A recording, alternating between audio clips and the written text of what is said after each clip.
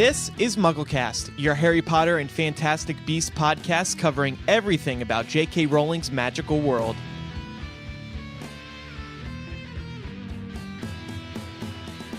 Welcome to MuggleCast, episode 301. Micah, Eric, and Gina are here this week. Great start. I'm getting old, and we've been at this for a while. How's everybody doing this week? Good. Great. We're in a new era for the show. Do you think we're going to make it another 300 episodes? If you're doing them weekly, yeah. Yeah.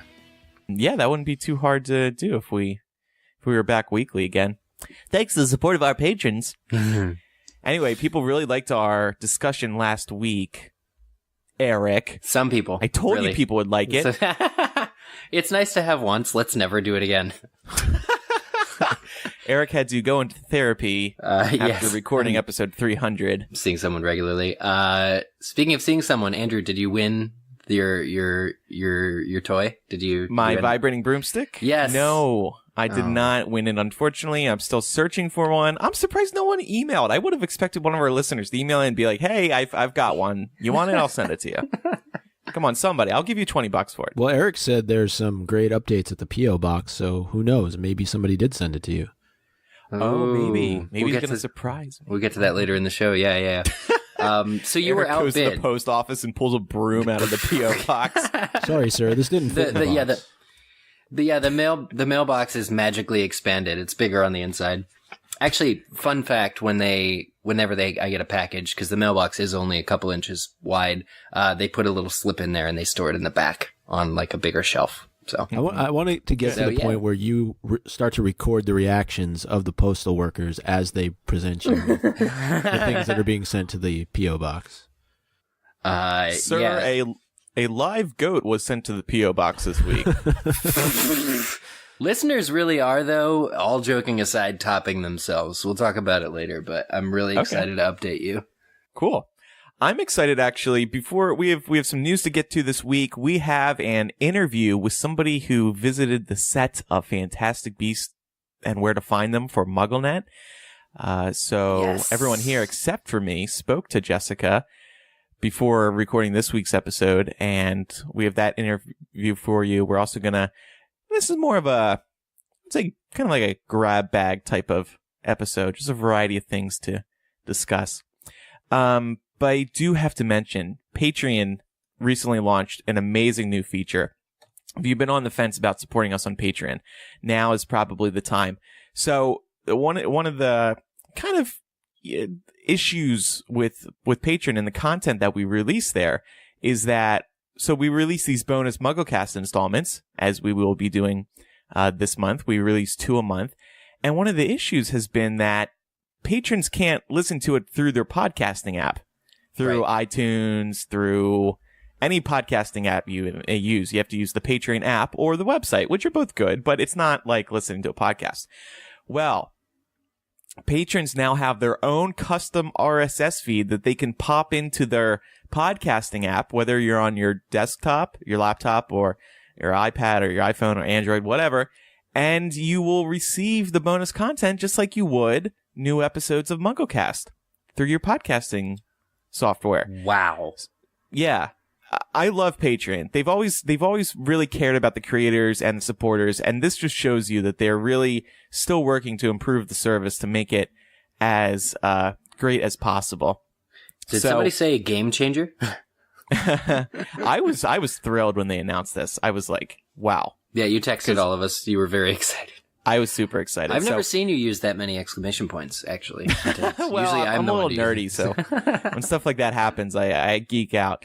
But, so please support us if you're not already. We'd really appreciate it. Patreon.com/MuggleCast. You'll get bonus audio that you can now receive right within your podcasting app.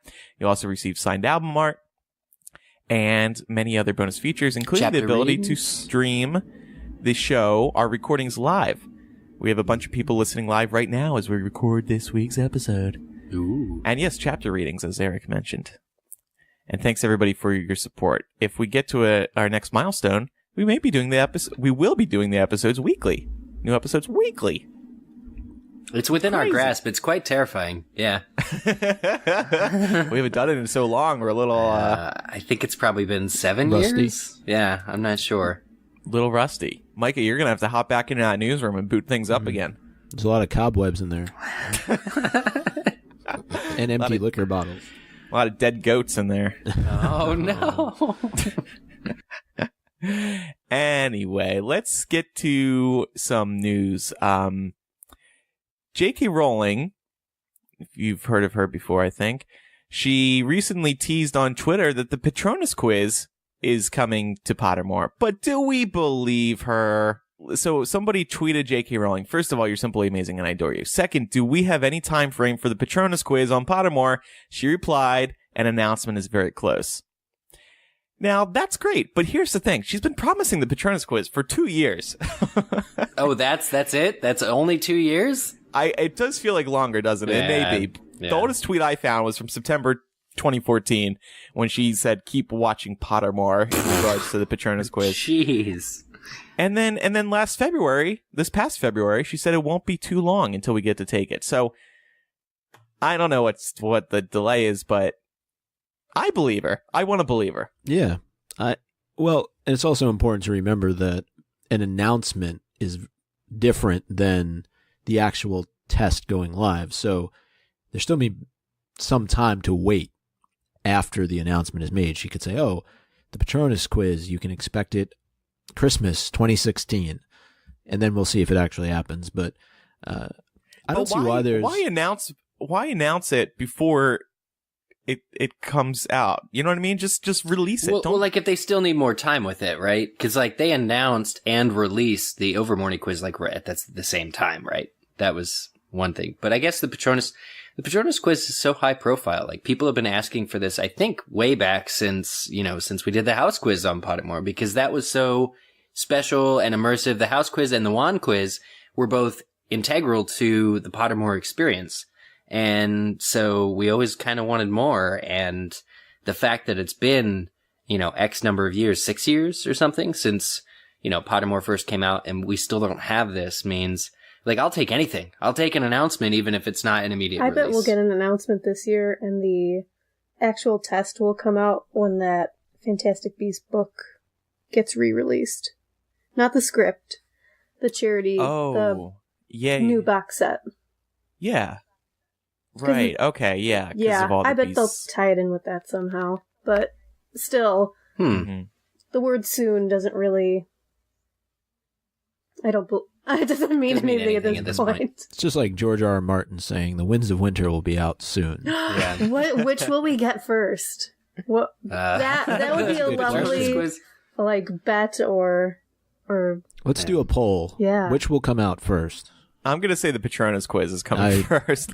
I don't know. I tend to agree with that. So I was thinking, what other quizzes would we like to see on Pottermore? Written by J.K. Rowling. Because they do a bunch of these like BuzzFeed-y type quizzes on Pottermore.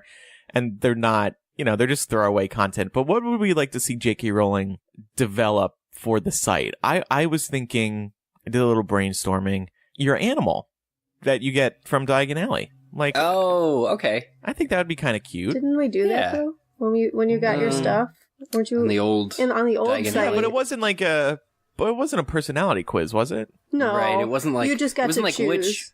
which pet would you be happiest with? Yeah, would be kind of like what you're saying. I think I like that idea. People would love a bunch of personality quizzes written by J.K. Rowling to learn more about themselves in the wizarding world. So another example would be like the classes you should take at Hogwarts. Oh, yeah.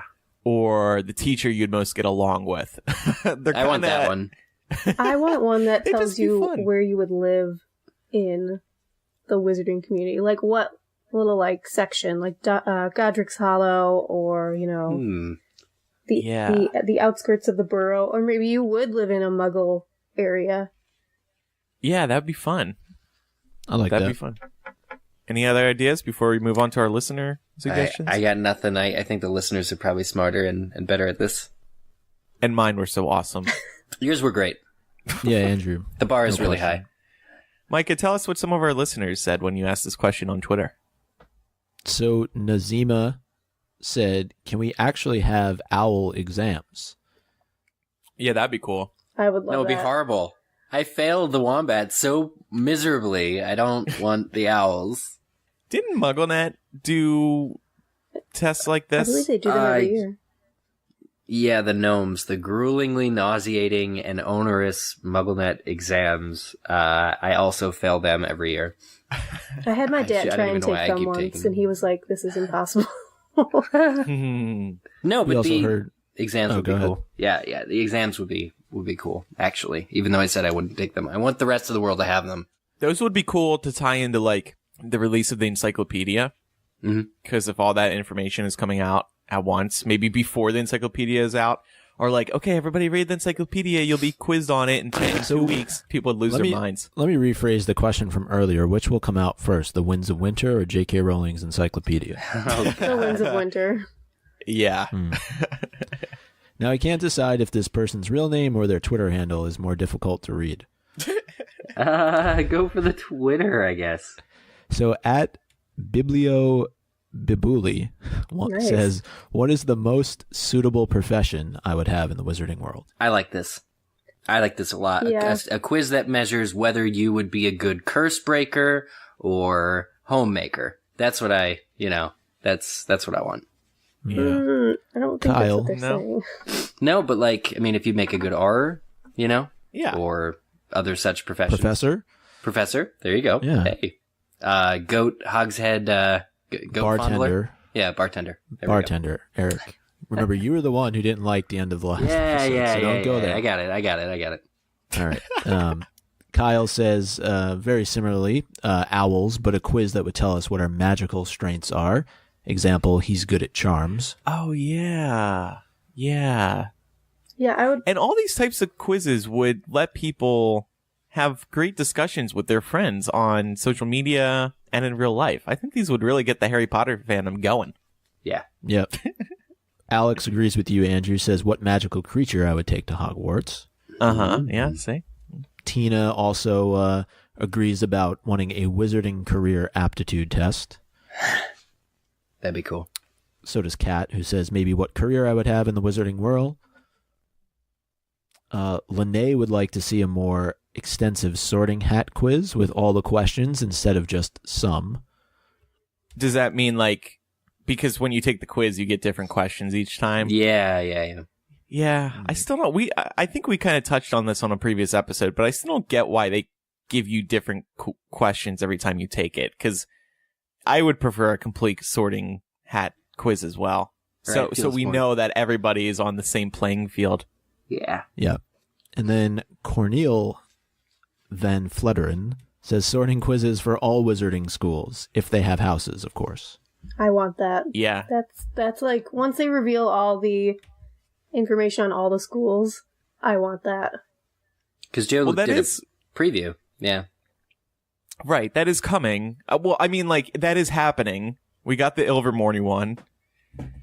We got the summary of all the foreign wizarding schools, too. The one in Africa, the one in Asia. We did get, like, blurbs on all of them, but not info as far as if there are houses, which there don't have to be, but if there are houses, or how are the students divided, then a quiz on how that would work out.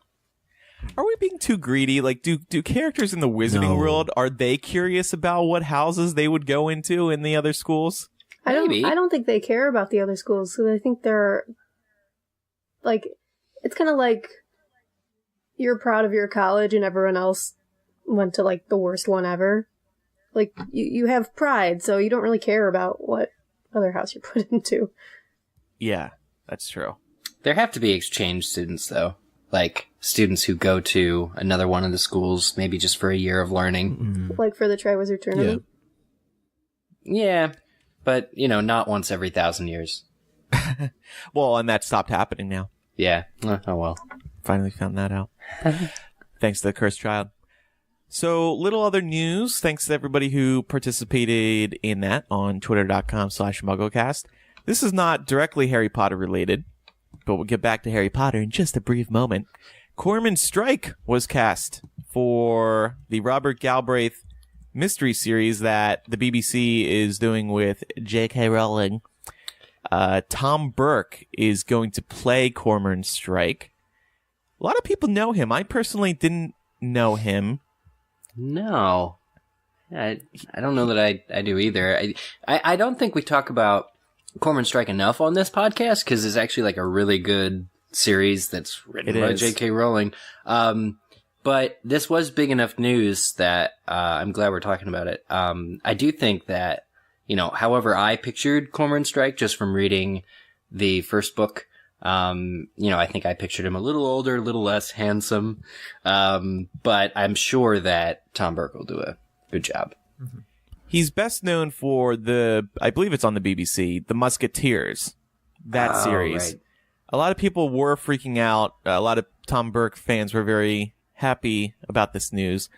But as to his age, I thought this too. I thought Tom Burke looked a little too young, but then I Googled it, and Cormoran Strike is the same age. Oh. But I guess just the way you read Cormoran Strike in the series, he's just disheveled and he's really he's a mess in general. I think he's a little bit, when I read him, I feel like he's a little bit older than maybe he actually is. Is that what you're getting at?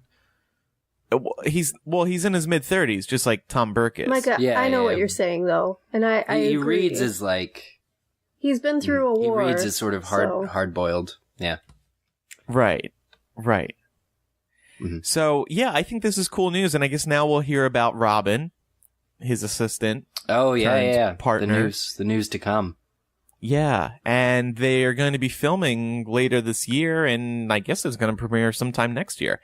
And they're so it's kind of going to be like a mini series.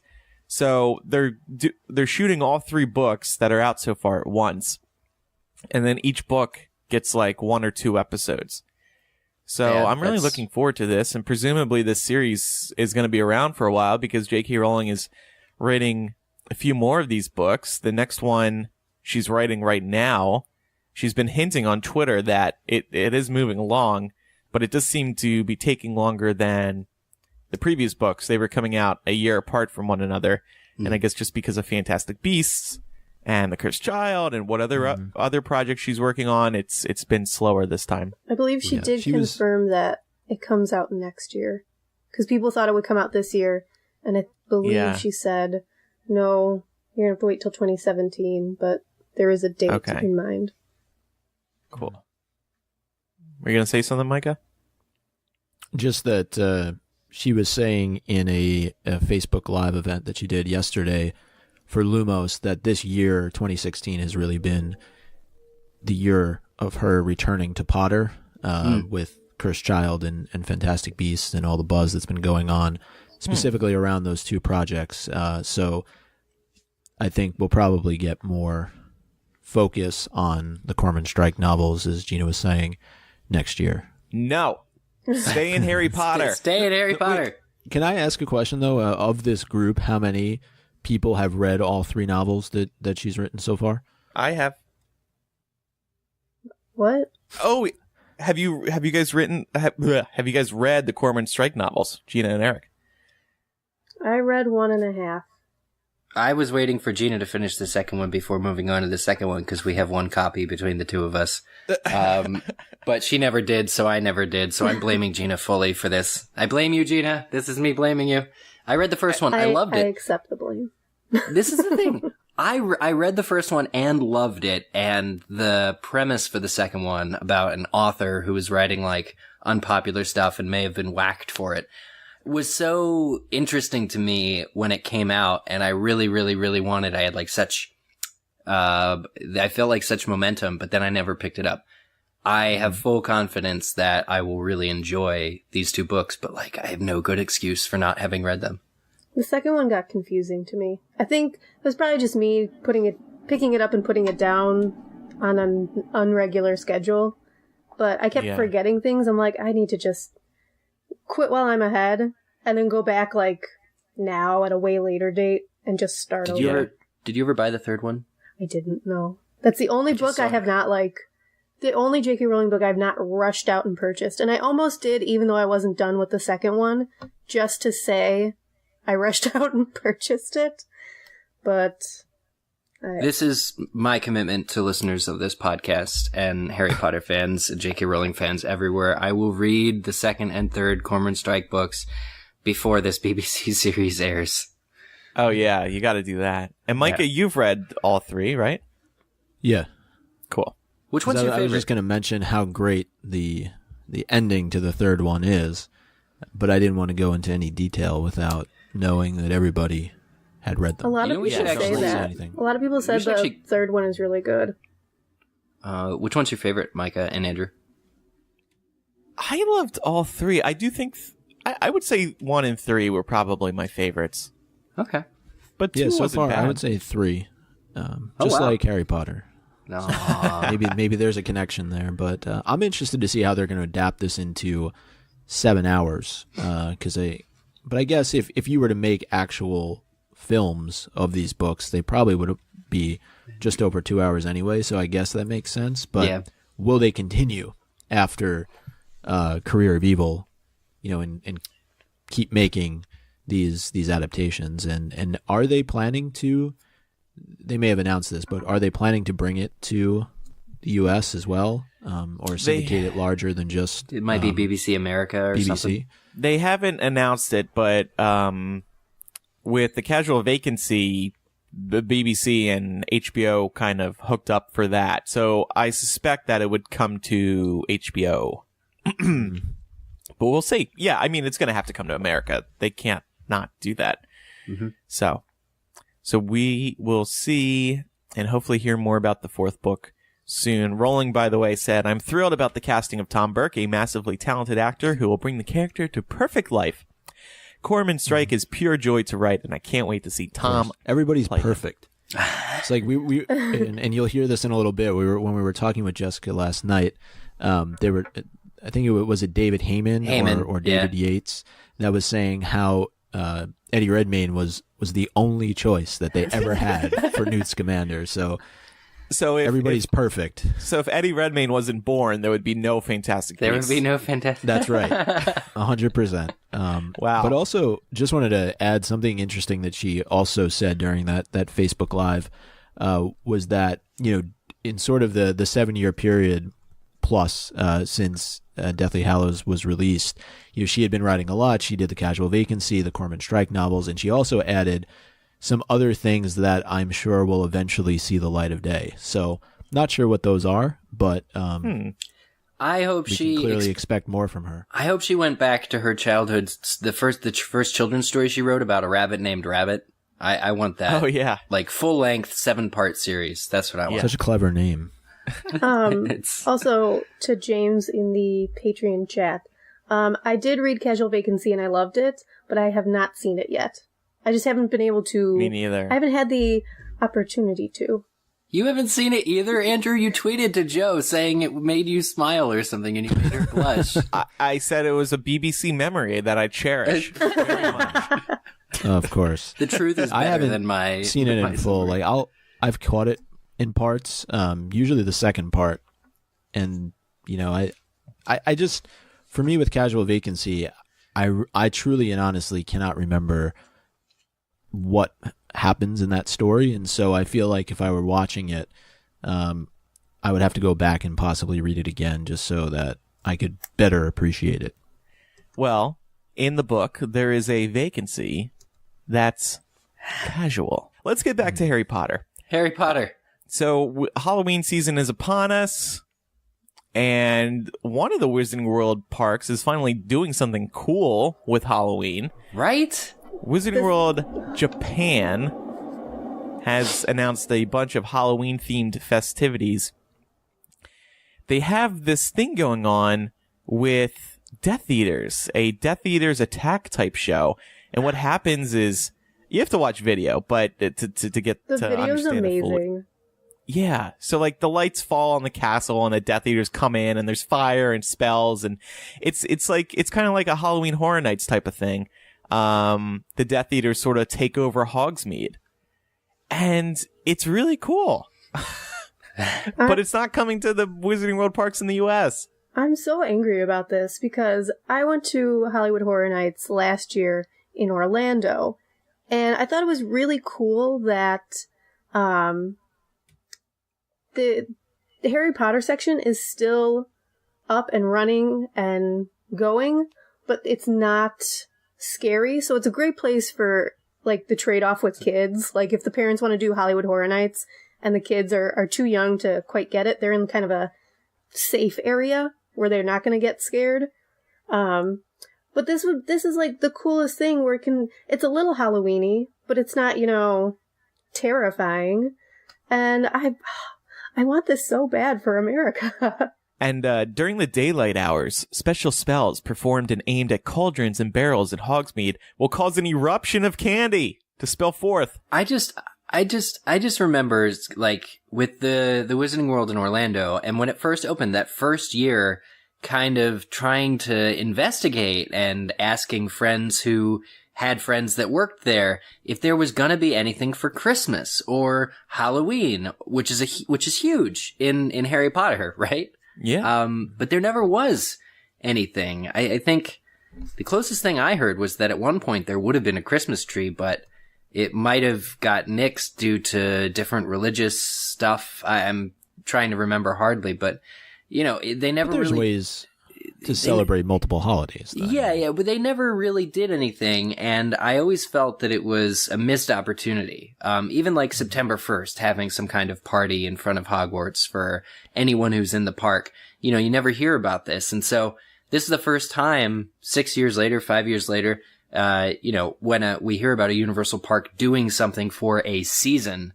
And the other bit, of course, is the fall-themed food items, which you can get in the Three Broomsticks in Japan, such as mountain-shaped chocolate ganache and carrot cake.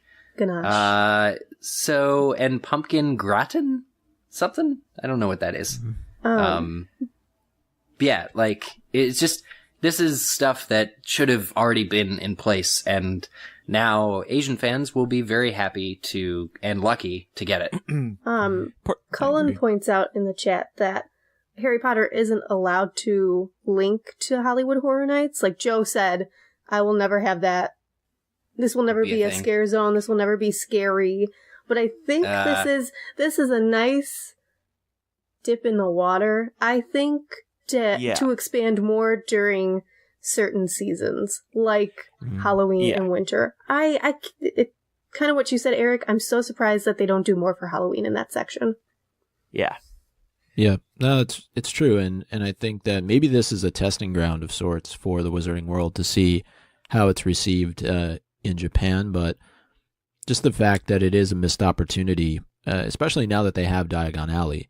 I mean, they could really deck the whole thing out for Halloween or for Christmas, and it doesn't have to be a scary environment by any stretch of the imagination. I mean, exactly. But you do have places like Nocturne Alley that you could use, and I just think that I'm sure there's a reason that we don't know about, but you would think that aside from just doing the celebration that they do every year in January, there has to be more marketing opportunities for them that they're not taking advantage of. Eric, Cullen, by the way, tried to hook us up while we were at the Wizarding World, but we missed him. That's right, but Greg did get us onto the train. Yeah. Which was very nice. Yeah, it was. Yeah. By the way, I hear that hot butterbeer is now back at the Wizarding World Orlando, so I'm flying out there to finally try this thing. Are you going there? No, but I would love to. Andrew, if you go to the California one in the next few weeks, ask them when it's coming, because it should be coming in October. What do you mean? You heard that it's coming into the Hollywood one? No, but I don't understand why it wouldn't. Oh, because it's smaller and blah, blah, blah, blah, blah. I'm going to stage a protest in Hogsmeade. I feel so bad that you've never tried this hot butter. The hot butterbeer is seriously the best butterbeer that the park offers. I seriously looked that up before the show because I was like, oh man, that should be coming out soon. And I couldn't find anything about it for Hollywood. Yeah.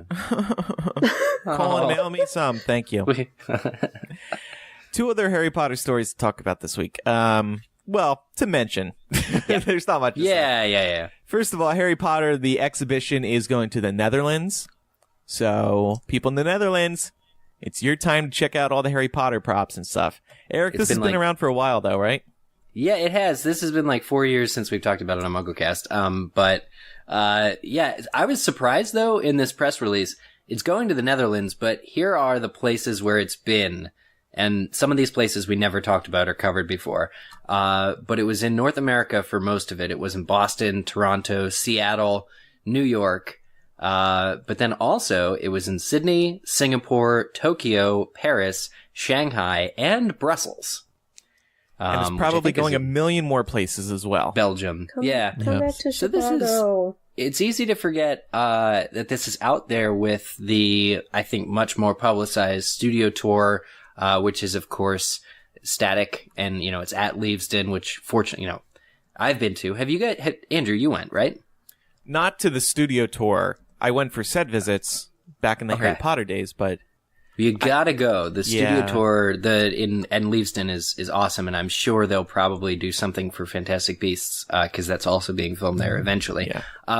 But, have you been to the Warner Brothers lot at Burbank at all recently? They have a little Harry Potter exhibition. Because they have a room too, yeah. And then this exhibition's been traveling around. The nice thing about the traveling exhibition is that it's really the only way for Harry Potter fans around the world to really experience the world of Harry Potter firsthand. You know what I mean? Because this is kind of, it's not a theme park, but it's you can get up close and personal with these costumes, with these props, and whatever else they have available, and that's really great for Harry Potter fans. So if it's near you and you haven't been to a theme park yet, or the studio tour in England, this is a great thing to go to, I think. I think we have a couple of patrons, actually, from the Netherlands.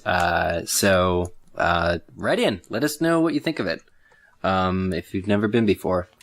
Let us know if a goat's on display. Micah is a goat on display. There wasn't one the last time that I went, but that was several years ago when it was here in New York. The one thing that I hope that they have changed that was an issue when it was here, and it probably was a case in the preceding cities, was that they didn't allow you to take photos, which really kind of blows my mind, because I would think now with the studio tour being open to the public that maybe that rule changed a little bit. But maybe it had to do with the fact that not all the movies were released yet. I'm not sure. A spoiler thing. I don't know. But it made no sense to me. And, we got yelled at for trying to take some photos. I would think that if you pay money to go and experience this, that... Yeah, I don't know. But anyway, no, I will say it was a really cool experience to kind of walk through and see everything that they have to offer. I'm sure it's changed over the years a little bit, and it'd be great if they were to add some components of Fantastic Beasts to it as it continues to move around. Yeah, that'd be great. I'll never forget the Bloody Baron outfit. That one was my favorite. Because the intricacy is just over, through the roof, and it has, the film, half a second of screen time. Yeah, half a second, and it's transparent, and it's in the background, flying through, so completely ridiculous, I'm fairly certain I have an illegal photo on Hagrid's chair, but I have no clue where it is. Oh, nice. You on Hagrid's chair would be about the funniest thing, I think. My friend, you know her, Eric, Jana and I went, and Jana is the same size as me, which is about 90 pounds, 5 foot tall, so we looked pretty cool on that chair, let me tell you. Speaking of delicious Wizarding World theme park treats, James mentions the butterbeer ice cream, which I had when I was there in July. It is quite good. And that's another thing that's not in Hollywood. But they have chocolate and vanilla. It's how hard would it be to bring the butterbeer flavor to Hollywood? That's ridiculous. Do they not have a Florian Fortescue's? No, because that's Diagon Alley. I know they don't. Yeah, but they had Ollivanders and Hogsmeade. Right. No, I mean, it's no, they don't. They got to bring the butterbeer ice cream, please. That's it. Please. Yeah, the ice cream's fine, but seriously though, hot butterbeer, man, hot butterbeer. Okay, stop, you're killing me. This isn't fair. Anyway, one other news story to talk about this week. Lego Harry Potter collection is getting remastered for PlayStation 4. This was a big announcement from Sony when they had a whole PlayStation 4 thing going on a couple weeks ago. Eric, did you play these games? I did. Yeah, I think I have them. I think I have them both for Wii. They're really fun, and it's at times it's with any of the Lego games, you can go through the story, or you can just have a lot of fun blowing things up with spells. Yeah. And like collecting the studs. I mean, the attention to detail is just unbelievable in these games. And, we've spoken with Arthur Parsons, who was one of the leads on developing the Lego Harry Potter games back in the day. Mm-hmm. And I think it was Eric, you spoke to him actually at the Wizarding World. Yeah, that's on a MuggleCast. I think there's an episode it's David Yates and Arthur Parsons from that park. And yeah, he talks about the level of detail, and like that's the thing that shocks me with this announcement, because the 2 DLCs that you're getting, so it's the remastered both games, which is years 1 through 4 and years 5 through 7, both games on one disc, which I don't know how they did, remastered, and then also the DLCs include 10 new characters. The funny part about that is that there are literally 500 playable characters in each of these, games to begin with. Like, you wouldn't even believe, like, how many playable characters there are, and they somehow managed to find 10 that they didn't do the first and second time around. What I remember is, like, everybody has an alternate form. So, a Slughorn you can play as his armchair that he turns into, when Harry and Dumbledore show up in Half-Blood Prince. But, yeah, the detail is unbelievable that they've gone into on these games, and they're all really passionate Potter fans. So they not only it follows the movies, but the detail is really from when they went back into the books. And yes, they're really passionate about the story itself. And I actually remember when I was playing the games, like, I would direct message back and forth with Arthur Parsons, asking him, like, oh, how do I unlock this? How do I unlock that? How do I do this? And so it's cool to see that they're doing this remastered version of it. Okay, so I have a PS3. I never, ever, ever use it. I used to use it for Blu-ray, but even that I don't anymore. And maybe I'll buy this game and finally play a video game on the PS3, because this looks fun, and it's only $20 on Amazon. Just get the PS4 version, because you're gonna get but I don't PlayStation. have PS4. I know, but it's worth it, because PlayStation VR is coming out at the end of this year, and it's gonna be absolutely stunning. That's not for me. I don't like virtual reality. No, hell no. I don't like my senses being taken away. Yeah, I like to live in the real world. I don't need this virtual reality. Okay, all right. To each their own. To each their own. But one final question. Yeah. I do have about this is, would they consider making a Fantastic Beasts version for probably? If that's not on the way, it's probably on the way. It's gotta be. That would be amazing. They'll probably I did wait pose the question. until I did not get an answer yet. Well, how about you message Alan Parsons and ask him? Arthur, I'm sorry. Alan is. I did ask him. I haven't got an answer. Oh, okay. I'm sure he can't say. Remember, they're still doing Lego video games for Star Wars: The Force Awakens and the Marvel movies, and Jurassic World. So you bet another Harry Potter one's in the pipeline. Once Lego has the rights, and it probably made them $1 billion. They'll probably go back. I don't know if they'll wait. I don't know if they'll wait until 3 Fantastic Beasts films are out or what. But yeah, they can't come that's soon possible. enough.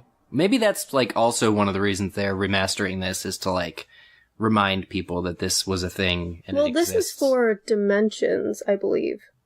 Or is this isn't No, Dimensions? it's not. Oh, okay, I'm sorry. Yeah, They are adding Harry Potter stuff, new Harry Potter stuff to Dimensions, which is something completely different. But it's like their open world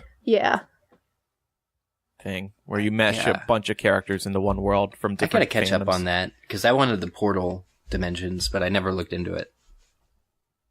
So speaking of Fantastic Beasts, let's move on to our interview. Yeah, so this was an interview we did with MuggleNet.com's news manager, Jessica Jordan, who in December visited the set of Fantastic Beasts and Where to Find Them. And we were mentioning earlier, too, she wasn't able to record or take pictures or anything like that. She basically just had a notebook and was forced to write down everything she was seeing as she was seeing it. So this interview talks about some of the places she saw. There was a very interesting room that she was led into for the interviews, which we talk about towards the end. But it's really just a nice talk and insight into the upcoming Fantastic Beasts. We are here with the head of news stuff for MuggleNet, Jessica Jordan, who recently, or when did this happen, Jessica? Man, at the beginning of December 2015. Oh, wow. Okay, over 9 months ago. Babies have been conceived and been born since this happened. But it was Jessica, you got to visit the set of Fantastic Beasts, and we are just finding out about this now because you posted a comprehensive 12-article recap of what you found, saw, and heard over on MuggleNet. Yep. Well, first of all, nice work. It was a great joy to read all of that stuff. Oh, thank you. And I'm interested to see how this all compares to what Gina saw as well. Oh, yeah, we have a little surprise up our sleeves, Jessica, because Gina actually saw the test screening that came out in Chicago a little while ago. Oh, cool. So both of you ladies know more about the film than Micah or me. We collectively know too much. So much. So much. But the good news is, unlike Gina, Jessica, you're able to, the embargo's lifted, right? So you can talk about what you saw on set. Right, yeah. I probably saw, much less than was revealed at the test screening, but I am allowed to talk about what I did see now. So what, to you, was, some of the highlights of the sets? You talked about going through the Central Park Zoo. You talked about going through sort of this Lower East Side of Manhattan and the MACUSA, right, building. Oh, yeah. What sort of to you really stood out besides the fact, I'm sure, all of it? Right, yeah. So the two that I really liked the best were MACUSA, obviously, because it was really the grandest set that we visited. A lot of the other ones, it was cool to see because it was very sort of movie magic, but it would be, just like 50 feet long, and it's like, wow, they're going to film the whole thing in here. But MACUSA, they had really put up this big grand hallway, and they had all the like desks of the, magical bureaucratic workers, like covered in memos and everything, and it was just a really nice time to sort of get to walk around and really be inside the world, because all the other ones we did was very much like, I am on the set of Fantastic Beasts, and that's so cool. But in MACUSA, it was a big enough set that I was like, whoa, I'm in Fantastic Beasts. Were there sections of MACUSA that you could kind of go and touch and look a little more into and onto? Or was it, you need to stay behind this line and look around? Oh, they let us go everywhere. I mean, it wasn't, it's not the whole building. It's sort of the main entry hall, and then bordering the hall were a bunch of desks, but we were allowed to walk anywhere. And so, we could go to the desks and read, they had all kinds of things like, paper airplane breakout on level 4 and, threat level assessments and like urgent meetings. We were allowed to read all of sort of the little things that had been created to lend the set a sense of authenticity. So there really wasn't anything that was off limits for the things that they showed us, but I do think that most of what we were allowed to see is kind of peripheral to the main story, because they weren't going to give us too much. Right. Yeah. Now, what about that statue, though? There's a picture that we have here of a Salem witch trial statue, and it reminds me a bit of what we saw when the Ministry had been taken over, that magic is might, because of the solemnness of it. So I was wondering if there was sort of any comparison there, or you thought of that when you saw that. Yeah, I mean, that's exactly what I thought, actually. I was like, whoa, it's like the American Fountain of Magical Brethren or something like that.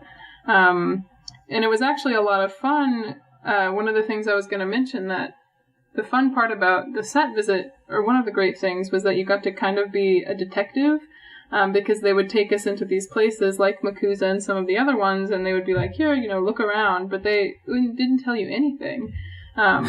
you could kind of glean one or two things if you're just like chatting to the representative who was leading us around, but they're very tight-lipped. It's like, here, you can look at this, but we're not going to tell you what anything is or how it's used in the movie or anything like that. And so when I was there, I was like, wow, and maybe, I wonder if this is a Salem memorial, because like they look like they're in Puritan clothing and like, drawing all these connections to the little bit that we had learned. Think back to last December, we knew almost nothing about the movie. And then, of course, just 2 or 3 months after the set visit, when I still wasn't allowed to say anything, Pottermore like released the piece on the statue with like the picture of it, and they were like, the Salem Memorial statue, and I was like, I knew that, and I wasn't allowed to tell anyone. That's great. The other thing that it just impresses me is you talked about feeling a bit like a detective, but they really only let you take in a notebook, right? To like write down what you were seeing. Yeah. I thought you had to be really observant. Yeah, well, I tried to be. I was writing, furiously, and I wrote the report. 2 of the 12 articles were just like, this is what I saw.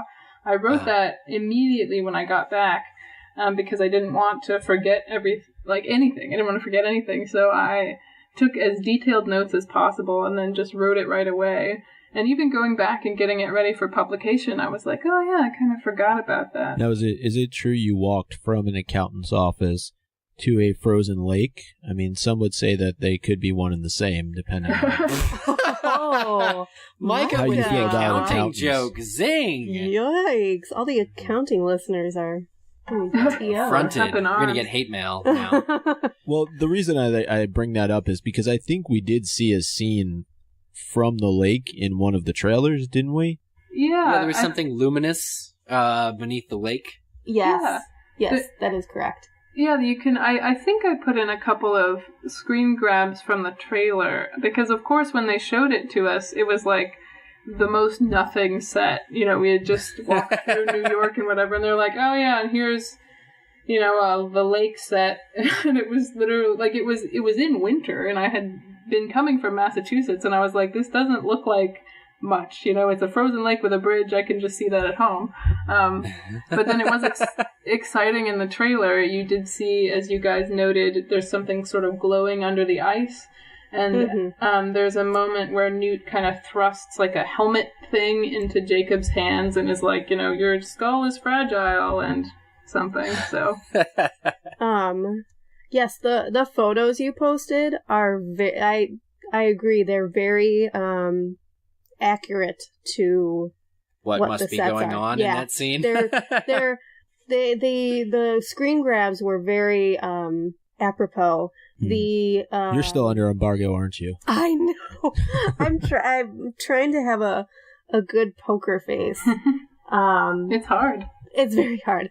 But I will say the artwork that you found of just New York in general from the 20s matches what you see in the film, which honestly, I don't think that's that big of a giveaway, because if you pause and screen grab the trailer enough, you're going to see these images and you're going to say, yes, Right. that looks like that. So.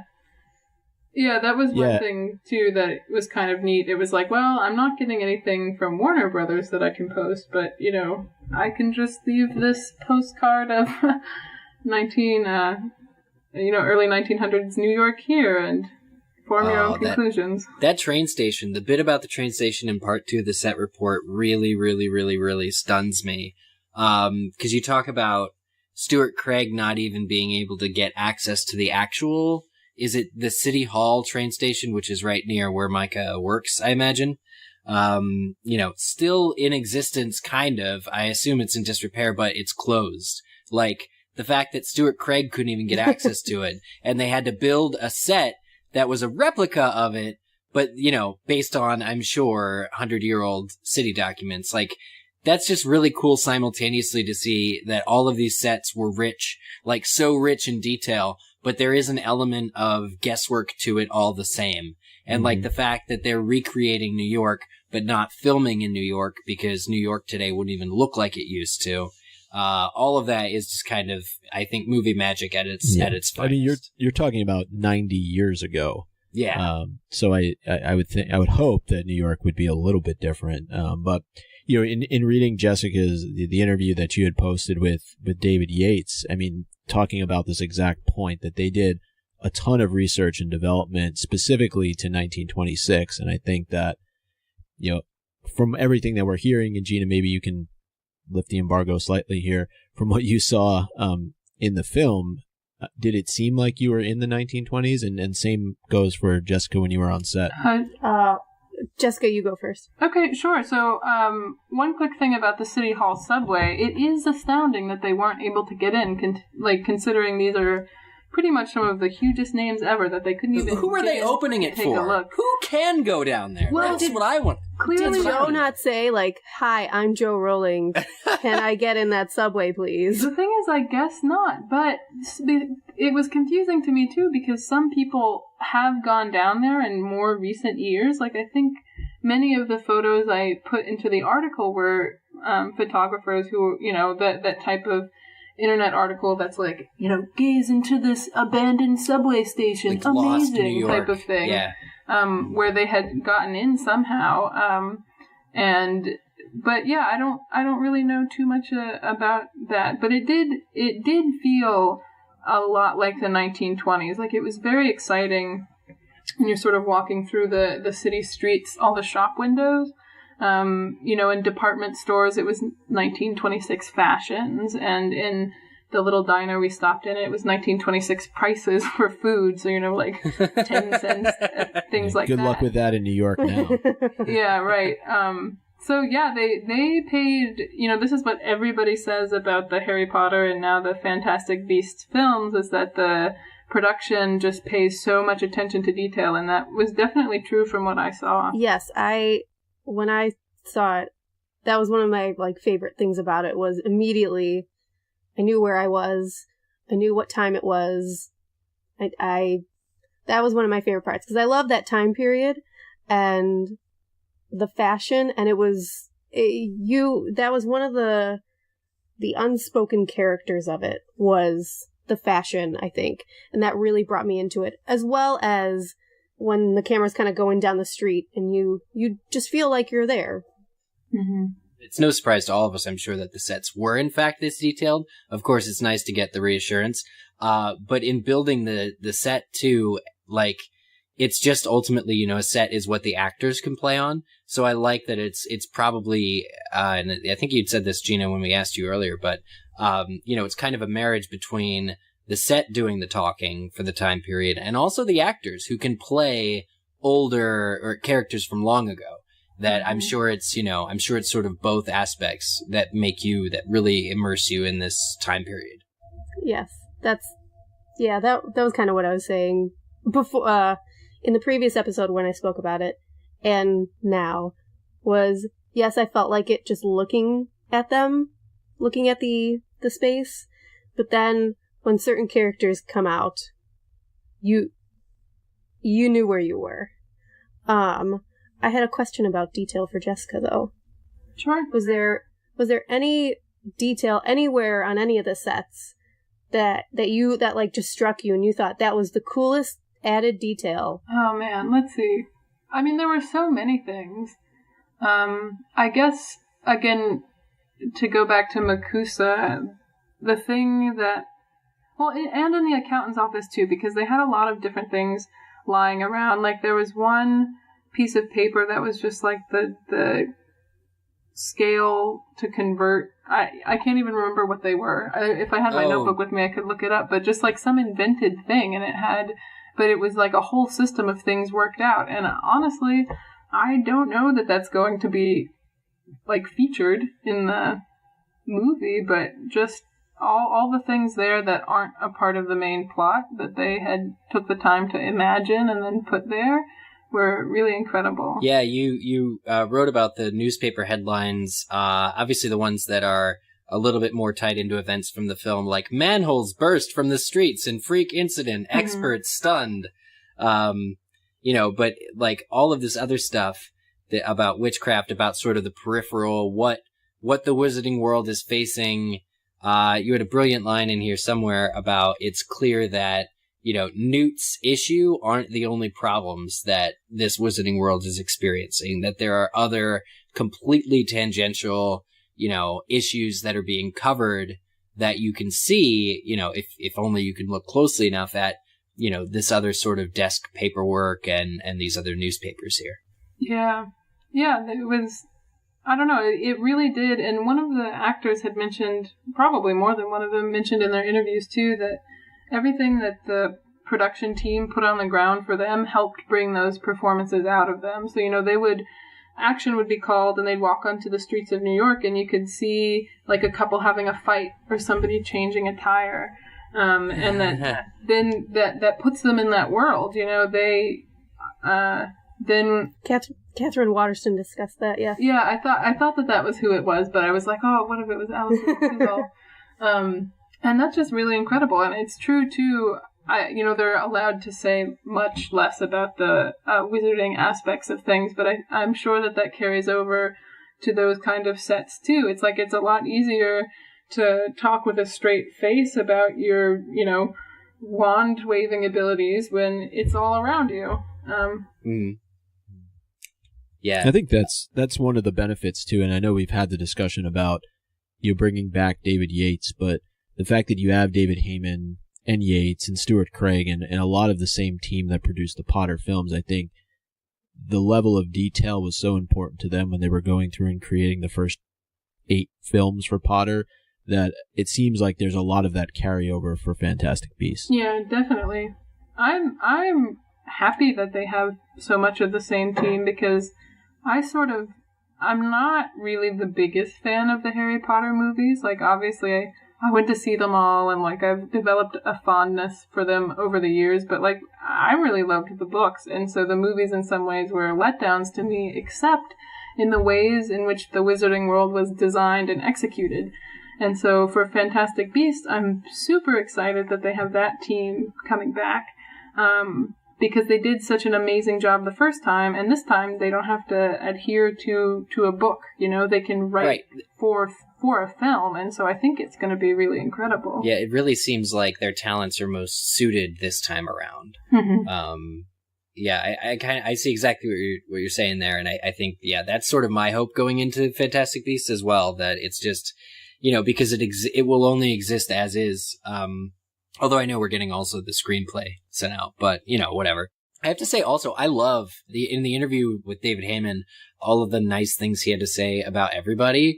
He's just like such a cheery guy, and like he had a lot of in-depth stuff to say about the characters. Like this you can't call it a trio, I guess. Did anybody ever really call it like the quartet? I think some of the press, we were trying to find a quick hand to refer to them, so I think we may have thrown about quartet a time or two. Quartet. You could just say squad. Trio, squad, yeah. Trio was so easy now that I look at it, and I'm like looking back. It's like trio was what they were. They were the trio. So these 4 actors, Heyman discusses that the characters are all outsiders, which I thought was really cool. And he draws the comparison between sort of the other characters like the trio who had, were outsiders but found each other. And I'm sure that has to do with like the plot of the movie. But for me, it also, I think, connects to the audience. And I think who goes and sees these sorts of films, and like, gone are the days when we would be chastised or thought geeky, for liking Harry Potter. I think Harry Potter's come around, Mm-hmm. The world has come a long way since even 15 years ago. But I thought that really resonated with me, and it seems cool that like, from what the actors too said about each of their characters, that, these are characters who they're set apart by time, but they're, there's still a lot of relevance there. For like today. Yeah. I mean, yeah, that's very true. It's sort of, I hadn't thought about it in that way until he was sort of speaking to it. And then it was like you could tell, just reading between the lines even of what everyone else was saying, that it was really an underlying theme, like probably something they talked a lot about in script read-throughs and things like that. Mm-hmm. Yeah. Yep.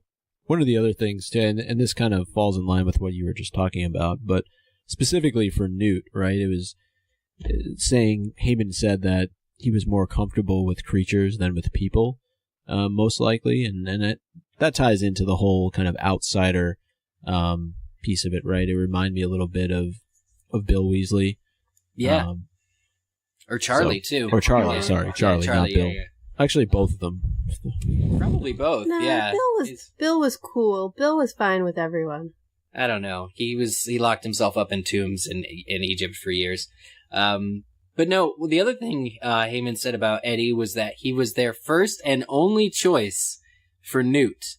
That was fascinating to me. I don't know how that's possible. I mean, I get it, but I kind of also don't get it.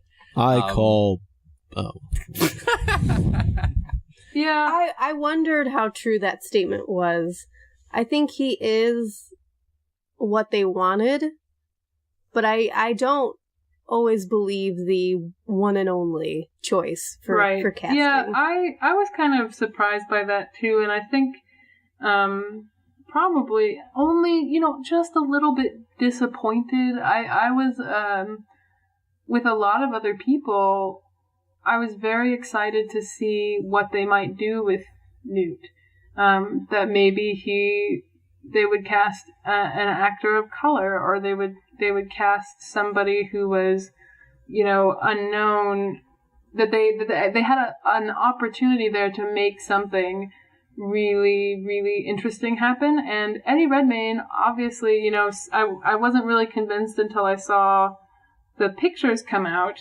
But of course, it looks like he's going to be amazing as Newt, and it's nothing against him, but it was when David Heyman said that, I was like, really? You never even thought about doing something a little bit more outside the box? I can see how that's a double-edged, saying that would be a double-edged sword, because it does excite you to, see him in action. Yeah. He said, here's another quote from Heyman, "You don't cast someone for their silhouette, but he's got a wonderful silhouette. Yeah. That tall, thin, ... And he's great, so we began with him." I That's feel just like in the Fantastic Beasts book, the drawing of Newt is a tall, thin, older wizard. I don't remember this drawing at all. I do. Maybe I'm thinking of something else. I could be very wrong, but I thought that was a drawing in the book. So I did kind of picture him as taller and thinner. I don't love Eddie Redmayne, but I think he and the rest of the cast were picked perfectly. I really do. Well, it certainly seemed that way from these interviews too. That they Heyman also talks about Queenie and how Alison Sudol, when she smiles, the world lights up. Heyman has a lot of really nice things to say about everybody. But yeah, it seemed like they really found a cast that they were able to this whole production. I don't know. I would have just died if I went to Leavesden and saw this and heard everybody saying such nice things. I would have just died. It's interesting that you say that about the cast, because I think there's a part in the Yates interview where he wasn't entirely sure about coming back because, everyone went their separate ways at the end of Potter. Right. But it seems as if they've found sort of the foundation of a new family within the wizarding world that they can now move forward with. And that's not always the case. I mean, any time you do spin-offs, and I use that term lightly for Fantastic Beasts, but, it's always going to be considered part of the Potter world, even if Harry has absolutely nothing to do with the storyline. So I'm sure they did a fair bit of research, even if Newt was the first pick from day one, no matter what, in putting this cast together. So, Gina, the fact that you said that they cast them perfectly, it's good news. Yeah, there's definite chemistry with the quartet, I feel, but nothing else can be said. There's one thing, Jessica, before we let you go, I want to ask, and we'd be remiss if we didn't, and I'm sure our listeners would hate us. I want to ask about the Beasts, because tell us about this room that you went to with all this concept art. Oh yeah, I mean this was amazing. This was this was a treasure trove. They took us, when we left sort of the outside sets, they were like, okay, now we're gonna go do a couple interviews. And so, we're just following them around the massive Leavesden lot. Like unimaginably huge through corridors and things. And we get to this room that's locked. Like, we're supposed to have interviews in there, but it's locked. And so the people leading us around have to like call and like get in. Like, clearly there's some top secret stuff in here because it's not just left open. And it's just a boardroom, like a meeting room that you might find in any office, but every wall is just papered with different concept art and props from the film. One section of one wall was all the beasts that I mostly, I tried to copy down the names of everyone and where I could just do like a succinct, this is kind of what it looked like. But there were also things like there were wand permits for Tina and Queenie hanging in there, which had all kinds of fun information, like their height and their address. We had seen the apartment set earlier from afar, and then it's like, well, I'll write that down because that is the address of that apartment.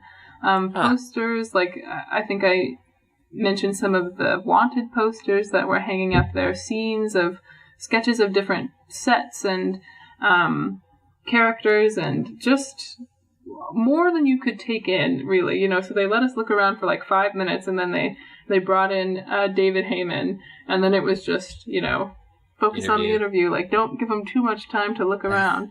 You took in so much. Here's the wanted posters. I'll just mention right here. The wanted wizards were Ernestia Abator, aka Red Panther, Jeremias Wardcut, quote, bearing wand, most menacing and extremely dangerous, and Lancaster Pike, aka Magic Joe, wanted for embezzlement of spells and no-mage murder. So, right? It doesn't even, even if these characters don't show up in the film, that level of detail is insane. Right, yeah. Very Death Eater-like. Yeah. My one question about this room, did it appear as though they had taken things down for you? Like there were holes in the walls? Blank space on those walls? Space on the walls? It didn't look like they had taken things down, but I think, as is the nature with such rooms that are meant probably for brainstorming, that there's often like things on top of things and stuff like that. And so okay. I think that it wasn't like, there's a hole here, like they have concealed some important information from us. Yeah. That's why I was like, right. I wonder. But were there beds in there? Could have, like, oh, well, we'll just like take this little thing down. But I don't think that they did. But who knows? Were there beds? No. Because I'm assuming like this is where that they locked up Stuart Craig and his design team for weeks on end. Thinking about it, I'm not even sure what this room was. It must be, some type of place where they had meetings about what was going to happen in the movie, but it wasn't like the design workshop. Like, man, I would have loved to have seen that. Mm-hmm. I'll have to wait till they open the Fantastic Beasts leg of the studio tour, I guess. Yeah. I do have one other question. I really want to know more about the blind pig. Right. Yeah. I mean, there's not so much more, I think, besides that it is the Wizard Speakeasy. From watching the trailers over and over again, trying to get my screenshots, there's a moment where Catherine Waterston is wearing like this beautiful gown. At first I thought that maybe she and Newt were going to like that fancy fundraiser, because we had seen sort of on the news side of things extras dressed in like fancy clothes at one of the Liverpool sets. But after watching the trailer over and over again, I think that is her and Newt going into the Blind Pig Speakeasy.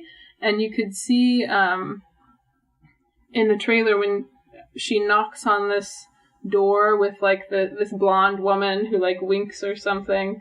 I think that's the secret entrance, and then you do get a glimpse inside of sort of the goblin who runs it. played or, voiced by Ron Perlman, and you can kind of see the resemblance of his features in the character there. And then I know there's a band that plays. I think that the concept art maybe had the band information, but I'm not recalling it right now. Well, they need to make this thing happen at the Wizarding World in Orlando sometime soon. I'm sure it's coming. It's just slowly going to take over the entire park. Both parks. Universal Studios of Harry Potter. Exactly. Yeah.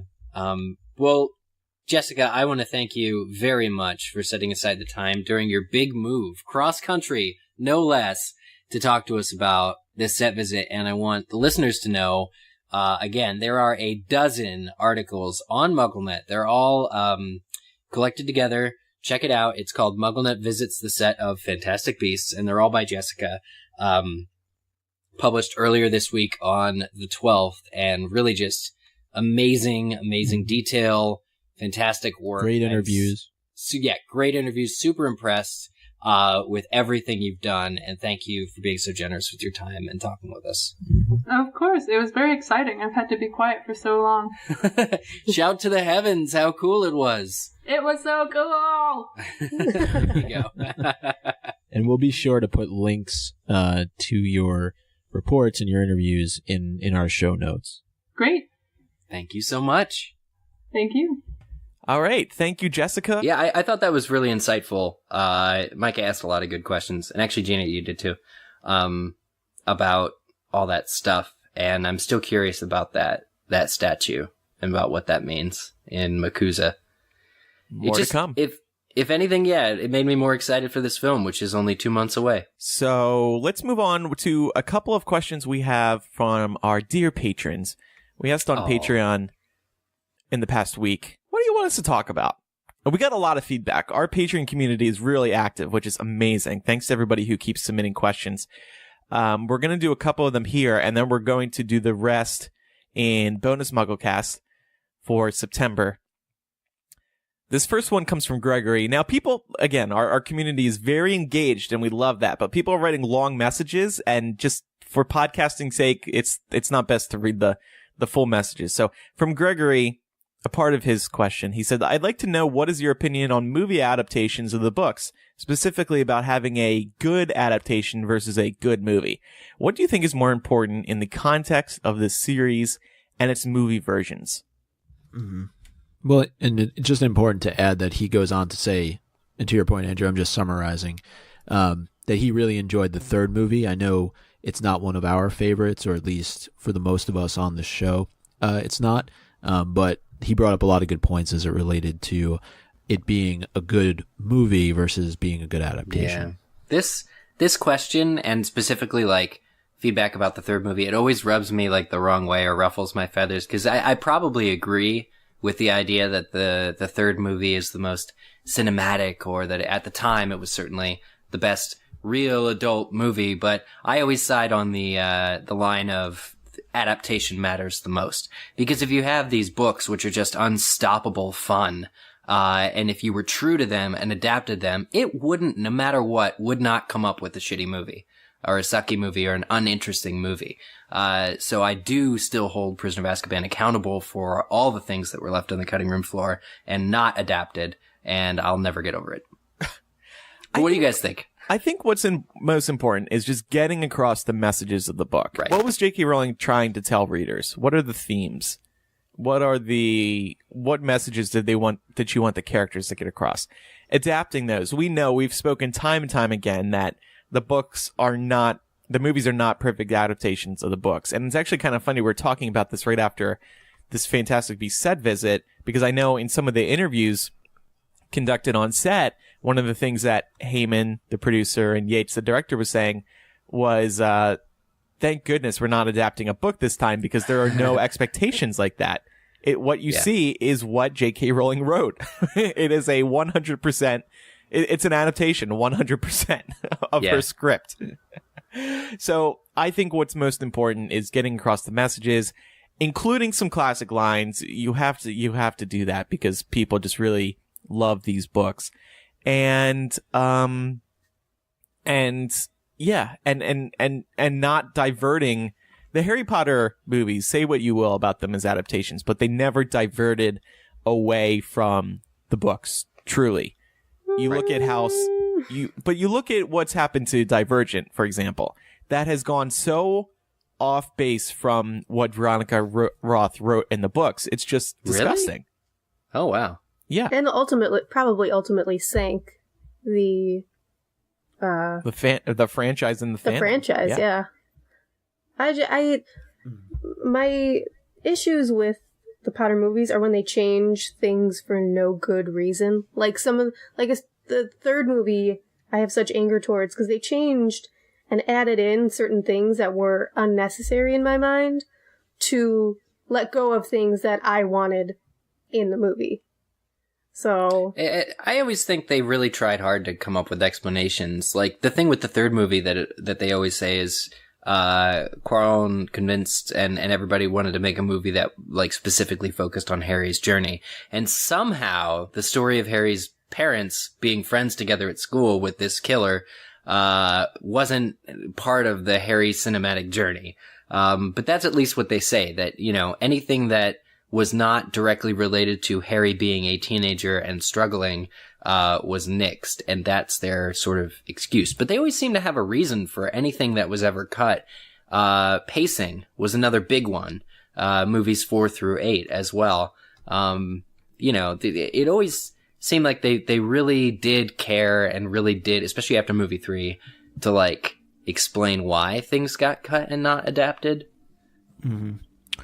Yeah, and I would almost bring in the Game of Thrones comparison here too, because you know the difference is now you have the showrunners going in a direction where they are creating their own story. You know, they're killing off characters who may not be dead in the book series, and you know, I don't think as much there wasn't as much liberty taken with the Potter series. I mean, I think we're all so close to the books that there are, of course, things that we see that we don't really like, things that we would have liked to have been included.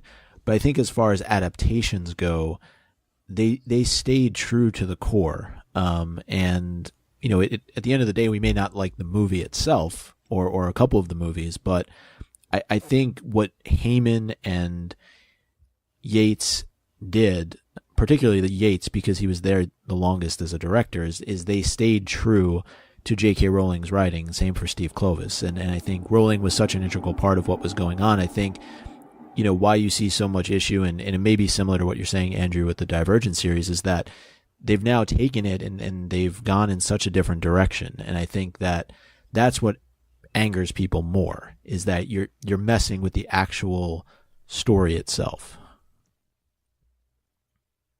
Yep. Let's move on to our next comment. This is from Diana.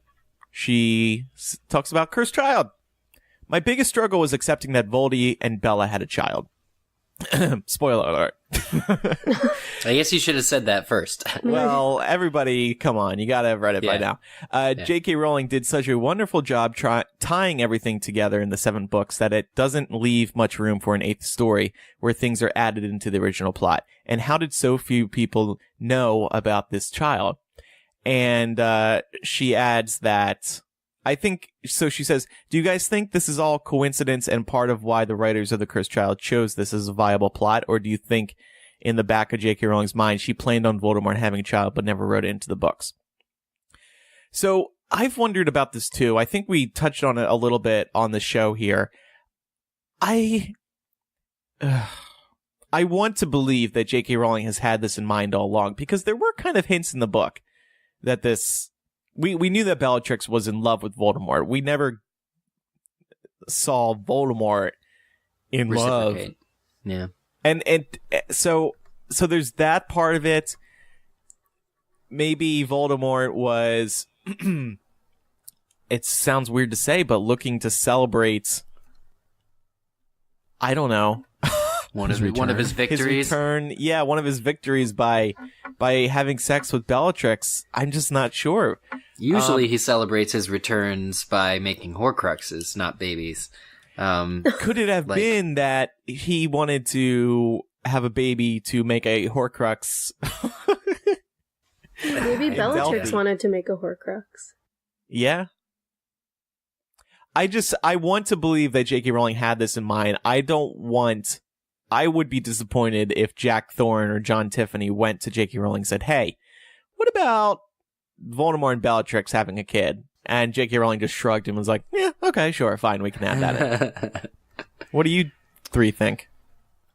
Well, Diana does a good job of kind of laying out some reasoning in terms of timing, and I think that it's just it's difficult to, like you were saying, Andrew. I have a hard time believing it just because of Voldemort, who he was, and the fact that we know that he's incapable of love. So that also paints this as a very challenging situation to try and discuss, because if it's not love, is it a forced situation? Even if it is Bellatrix, who we know is enamored by Voldemort. So I feel like it's a slippery slope to go down to have this kind of discussion. But it's been written and it's part of this play, and I just knowing what we have learned from the books, it just doesn't seem possible to me. So I agree with her that it's probably the most difficult thing to accept out of this story. I just tend to agree with everything that's been said already. Yeah, the fact that Voldemort didn't even have hair because he didn't want anyone polyjuicing as him. I can't imagine him wanting to procreate and have an heir. I just can't. He's too... Well, we all make mistakes. I want a shirt that says, make Delphi's Horcruxes, Nukes, baby. not babies. Oh, yeah. Is that canon? Voldemort didn't have hair because he didn't want to be I swear polyjuiced? that's canon. I swear. I'll look that up, but... Yeah. Oh, and when I say make mistakes, I'm not saying J.K. Rowling made a mistake. I'm saying Voldemort may have made a mistake. Like, yeah. It was just maybe a moment of weakness for him. Mm-hmm. And he was like, well, maybe hooking up with Bellatrix would be fun. Well, you try everything once. It's a good question to ask her, though. I would think that's a good question to pose to her, when she comes on the show, or I thought you guys already or just in the she's not future. coming. on during one of these events that she does where she takes questions from fans, because I think it was pretty well established throughout the series and just from other questions that have been posed to her that this was an individual that was not capable of understanding love. So but Diana does point out she did see The Cursed Child and thought it was really, really good, so she recommends all of us going to see it. I will check it out. I will still see it. We're going to talk about... Yeah, you absolutely positively need to see it at some point. I think everybody should. I don't know how yet, but whether it's in New York or whether it's on a DVD, everybody should see it no matter what you thought of the script book. And I think nobody could resist that, I think. What was I going to say about this? Oh, we're going to talk about this a little bit more in bonus MuggleCast because I've come around a little bit on The Cursed Child. I think my views have evolved. I'm not sure if I'm accepting it as canon anymore. No. I'm accepting it like I accept the story in Harry Potter and Forbidden Journey: The Ride. It's there for entertainment purposes, and that's it. Right. That's interesting. I think it's freeing if you do that. We'll talk about that more on Patreon. We're also, by the way, going to talk about the new Pottermore ebooks because those came out. Yes. And we're going to see what's up with those. What's going on there? But before we wrap up today's episode, we have an email here. Eric, get ready. We're going back to where we were during episode 300. Oh, no. This is from Anonymous. They didn't want to reveal themselves. That's how dirty this email is. Kidding. It sounds like it's from Noah. Who's Noah? MuggleNet Noah? What are you talking about? Yeah. He's on Alohomora. Oh, okay. Dear MuggleCasters, So I was rereading Chamber of Secrets over the weekend, and I came across another instance of where J.K. Rowling may have included a reference to some mature or perhaps immature behavior. The mandrakes. They start out as babies and mature throughout the books until they are mature enough to be used to make the antidote for the petrified students. Page 234 tells us their status in the maturity process. Quote, Madame Pomfrey was pleased to report that the mandrakes were becoming moody and secretive, meaning that they were fast leaving childhood. The moment their acne clears up, they'll be ready for repotting again, Harry heard her telling Filch kindly one afternoon. So they, end quote, so they become more moody, secretive, and have acne? Hitting puberty? I think so.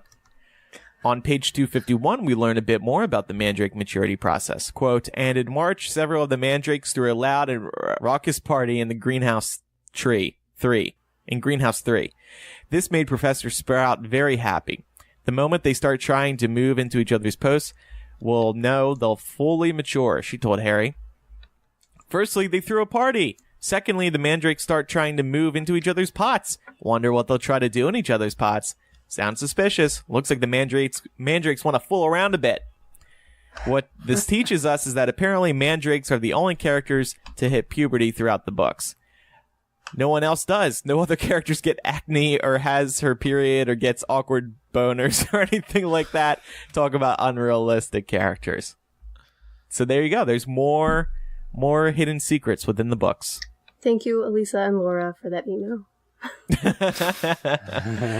Eric, what do you make of this? I want to know your opinion on this. I don't think it's hidden. I think that's actually, it's a source of great joy, to read Chamber of Secrets and see that these mandrakes are, it's completely a allegory or metaphor, or yes, these mandrakes are just like human teenagers getting acne and, as they grow, climbing into each other's pots.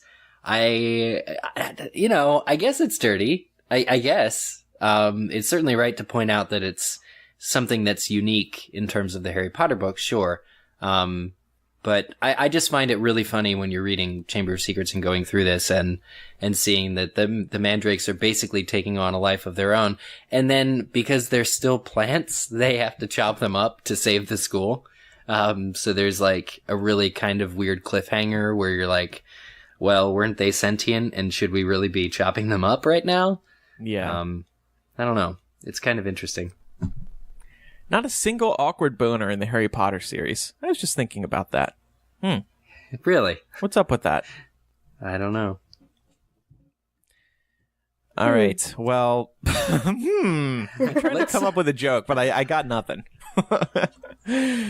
Eric, why don't you wrap up the show today? You're teasing us. So there's been some fun things coming into the P.O. box. What are you talking about? Yeah, so we have just 4 items here that I wanted to bring up. I have photos, you guys, so I'm sharing them in the document right now. Insert image. We got just the most artistic and unimaginable photos here of... Actually, no, I took them, but envelopes. The envelope that I'm looking at right now, which is from Michaela, who is from Winnipeg in Canada, drew an owl on a branch on the front, carrying this letter on the front of the envelope. So let me just share this with you guys. Here we go. On the front, it's uploading. Okay. Oh, cool. And she drew a whole owl. She drew a whole owl, and then look at what's on the back. It's a goat. It's not a goat. Damn. It's actually, this wow. is harder to see because I made it too small when I uploaded. Okay. But it's a picture of Harry, Ron, and Hermione, and Crookshanks is showing us his butt. Why is Crookshanks showing us his butt? I have no idea. Crookshanks is not, I don't know, is spiting Ron or something. Crookshanks, he got a nice ass. Yeah, it turns out that Michaela is 14 years old. And has written us this lovely letter, which I thought I would read because it's short. I'm sorry for the end of last week's episode, Michaela. I was hoping you would apologize. Just to Michaela. She's really artistic and wrote this brief letter. I'm unraveling the scroll right now. Hi, I'm Michaela. I'm 14, and I've been listening to your guys' podcast for 7 months now, and I love it. MuggleCast always, with the Deathly Hallows symbol for the A, has the best discussions, and it's always great to listen to different points of views. If I'm ever having a bad day, I just pop in my earbuds and play an episode of MuggleCast and always feel great. Thank you guys for everything. Happy 300th episode. This is a huge milestone from a fellow fan, Michaela C. Awesome. Well, thank you. That was really sweet. And then we got, this other insane, mailing from Megan, who's in Tanzania. Aw, very cute. It's Dobby, and it says, Happy Birthday, MuggleCast, and she wrote a letter inside, which I will also read here.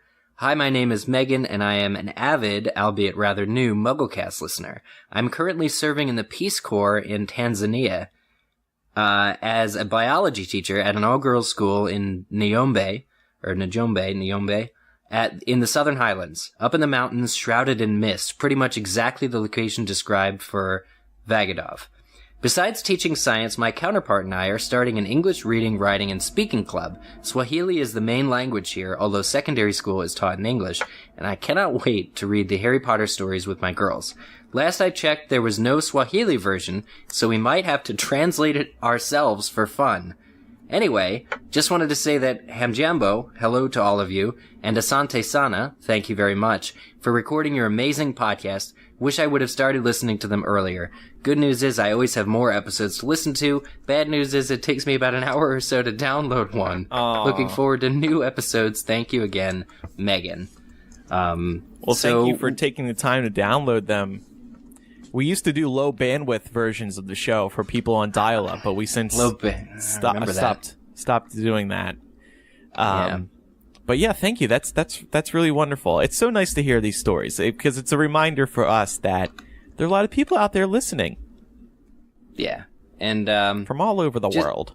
Yeah, two more things. We got a postcard from Shannon, who sent us one of the studio tour owls carrying the letter. So thank you, Shannon, and Jennifer, who wrote actually, or somehow I can't tell what this. Maybe you guys can see in the document what this lettering is. It's not handwritten, or if it is, it's very impressive because she used it's calligraphy. It's calligraphy, like a calligraphy pen, or I don't even know how beautiful. This is possible. It's an entire letter. It's 2 huge pages. I won't read it, but it's wonderful, and yeah. So I can't even imagine. But people are taking so much time to send us this stuff, and it's just a pleasure since reopening the P.O. box to receive it. And thank everyone for their well wishes and all of that. I just wanted to give them a shout out on this show. Awesome. So you're saying no live goats though? No, or vibrating Dan, broomsticks. Yeah, Dan, who runs the store that the P.O. box is located at, will call me if there's a live goat. I'm sure right away. And expect an explanation. I hope so. But he's cool. He's cool, so. You just hear a goat making noises in the background. There's a freaking goat here! Who sent you this? I'll be right over to pick it up, sir. Yeah, right over. Cool. And our patrons are starting to receive their Patreon t-shirts. I finished the first U.S. wave. International's next, and then I'll keep chugging along with those over the next few months. So that is that. Keep posting everybody. pictures. Make sure. What? What's that? Tell them to keep posting pictures of their shirts because they look cool. Yes. Yeah, they've been listeners who've received the shirts have been tweeting us. We love seeing them arrive at your doorstep. So continue tweeting us at MuggleCast or share them on Patreon. We love to see them there as well. Coming up on Bonus MuggleCast today, like I said, we're going to be talking about the new Pottermore ebooks. What is new there? And we have lots more questions from our patrons. We're going to go through them, just bounce around from topic to topic, see what people want us to answer. There's a lot of good stuff in there. Like I said, our patrons are very engaged. It's very cool. They certainly are. Thanks, everybody, for your support. And thanks, everybody, for listening as we enter this next phase of the show where we embark on another 300 episodes. Woo! And I am still searching for that vibrating broomstick right now. Yeah. Please send me one. One day, we were joking about this before starting recording. One day, you're just gonna turn on an episode of MuggleCast, and you're gonna hear this vibrating noise coming from one of our microphones the entire episode. And we're gonna have it on like nothing special is happening. All right, thanks again, everybody, for listening. I'm Andrew. I'm Eric. I'm Micah. And I'm Gina. Gina, thanks for joining us again. Thank you for having me again. Absolutely. See everybody next time for episode 302. Goodbye. Bye. Bye.